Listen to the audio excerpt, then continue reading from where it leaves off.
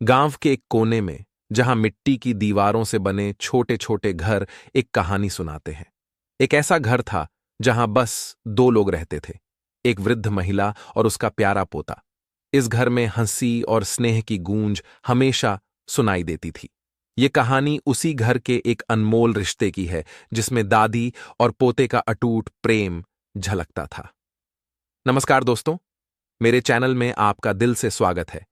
आज मैं आपके लिए बचपन से जुड़ी एक बहुत ही प्यारी और यादगार कहानी लेकर आया हूं, जो हमें हमारे बचपन की उन सुनहरी यादों की सैर कराएगी। तो इस वीडियो को अंत तक जरूर देखें। चलिए, बिना किसी देरी के कहानी को आगे बढ़ाते हैं। दादी और उसका पोता, जो गांव के सरकारी स्कूल में पढ़ता था, एक दूसरे के जीवन का सहारा थे। लड़के के माता पिता गांव छोड़कर काम की तलाश में शहर चले गए थे। गरीबी ने उन्हें मजबूर किया था कि वे अपने बच्चे को दादी के पास छोड़ दें ताकि वह पढ़ाई कर सके।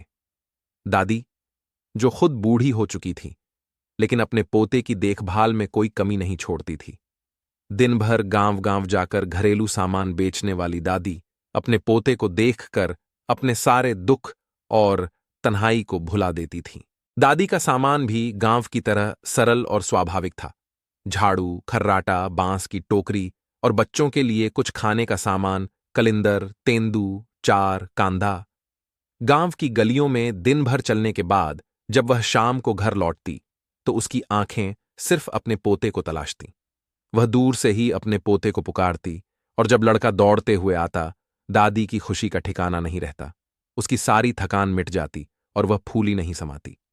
ये दोनों एक दूसरे के लिए पूरी दुनिया थे। दादी का पोता उसका अकेलापन मिटाता, तो पोते के लिए दादी एक मां, एक पिता और एक दोस्त थी। लेकिन एक दिन उस शांति भरे जीवन में हलचल मच गई। लड़के का पिता गांव आया था। उसे कुछ कर्ज चुकाना था जो उसने लिया था, और साथ ही वह अपनी बेटी, जो दूर के एक गांव में ब्याही हुई थी, को भी दादी पोता से मिलने के लिए लाया था। पिता ने कर्ज चुकाया और कुछ दिन घर में रुका। उसके साथ उसकी बेटी और दामाद भी थे। फिर जब कर्ज चुक गया और समय बीत गया, वह अपनी बेटी और दामाद को उनके गांव छोड़ने के लिए निकल पड़ा, ताकि वह अपनी पत्नी के पास वापस जा सके, जो काम के लिए शहर में थी। इधर लड़का जब स्कूल से घर लौटा, तो दादी ने बताया कि उसके पिता, दीदी और जीजा अभी अभी निकले हैं। ये सुनकर लड़के के मन में एक अजीब ख्याल आया। उसने बिना कुछ सोचे समझे फैसला कर लिया कि वह अपने पिता के पीछे जाएगा और उनसे सिर्फ 10 रुपये मांगेगा। यही सोचते हुए लड़का अपने पिता का पीछा करने के लिए निकल पड़ा। रास्ते में चलते हुए लड़का कई गांव पार कर चुका था। उसका मासूम मन बस यह सोच रहा था कि वह अपने पिता से मिलेगा, थोड़ा नखरा करेगा और 10 रुपये लेकर वापस लौट आएगा। रास्ते में उसे अपने ही गांव के कुछ लोग मिले जो बाजार से लौट रहे थे। एक पल के लिए लड़का ने सोचा कि उनके साथ वापस चला जाए, लेकिन बाल मनोविज्ञान बड़ा जटिल होता है। लड़के ने फैसला किया कि वह आगे बढ़ता ही रहेगा। कहीं ना कहीं उसके पिताजी जरूर मिलेगा, ऐसा सोचकर वह चलता ही गया। परंतु भाग्य को कुछ और ही मंजूर था। लड़के को पीछा करते करते शाम हो गई और अंधेरा छाने लगा, लेकिन उसे अपने पिताजी का रास्ता में कहीं पता नहीं चला। अंततः वह एक बड़े गांव में पहुंचा, जहां उसे एक घर के पास रात गुजारने का ख्याल आया। अतः लड़का घर के पास धान बोझा था, वहीं खड़ा हो गया। पीछे खड़े लड़के पर उस घर की महिला की नजर पड़ी। महिला ने लड़के से कई सवाल किए और उसके मासूम जवाबों से उसका दिल पिघल गया। उसने उसे अपने घर बुला लिया। वह महिला लड़के की दीदी के गांव में ही रहती थी और उसके 4 छोटे बच्चे थे, जिनकी वजह से उसे बच्चों से खास लगाव था। महिला ने लड़के को खाना खिलाया और अपने पागल से पति के साथ उसकी सोने की व्यवस्था की। रात कैसे बीत गई पता ही नहीं चला। सुबह जब लड़का उठा, तो उसने उस महिला से अपनी दीदी का घर पूछा और वह वहां से चल पड़ा। उस गांव में उसकी सगी मौसी रहती थी। जब लड़के ने देखा कि वहां सुबह बच्चे फुटबॉल खेल रहे हैं, तो वह भी उनके बीच पहुंच गया।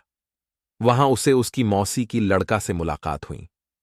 उसकी मौसी का लड़का उसे अपने घर ले गया, और जब उसकी दीदी ने अपने छोटे भाई को मौसी घर देखा, तो उसके आंसू थमने का नाम नहीं ले रहे थे। वह समझ ही नहीं पा रही थी कि उसका भाई यहां कैसे पहुंचा। जब लड़के के पिता ने उसे देखा तो वह भी बहुत दुखी हुआ। उन्होंने तुरंत उसे वापस घर भेजने का इंतजाम किया। उसी गांव के एक लड़के के साथ साइकिल पर बैठाकर उसे घर भेजा गया। इधर दादी परेशान थी। वह पूरी रात सो नहीं सकी थी। सुबह होते ही वह अपने पोते को खोजने के लिए उसी गांव की ओर चल पड़ी। जब लड़का अपने घर पहुंचा तो दादी को उसकी वापस आने की खबर दी गई। वह तुरंत अपने घर लौट आई। जैसे ही वह अपने घर पहुंची और अपने पोते को देखा, उसकी आंखों से खुशी के आंसू बह निकले। वह खुशी, स्नेह, ममता और संपूर्णता का आंसू था। वह अपने पोते को कसकर गले लगाकर खुशियों में डूब गई, मानो उसे दुनिया का सबसे बड़ा खजाना मिल गया हो।